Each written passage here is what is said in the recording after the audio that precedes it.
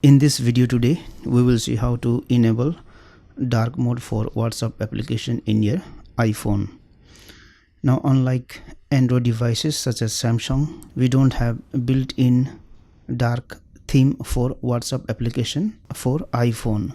So what we will do is we have to enable dark mode for the whole system, for the whole iPhone system, so that WhatsApp can work in dark mode. For that one, we will go to settings here. We'll go to display and brightness.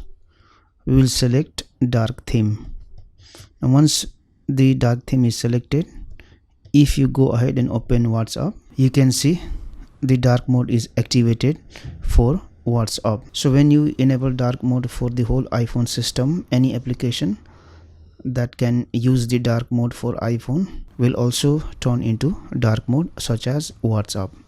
Thank you for watching this video.